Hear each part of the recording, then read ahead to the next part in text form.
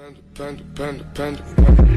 got broads in Atlanta, just to the lean the family, credit cards and the scammers.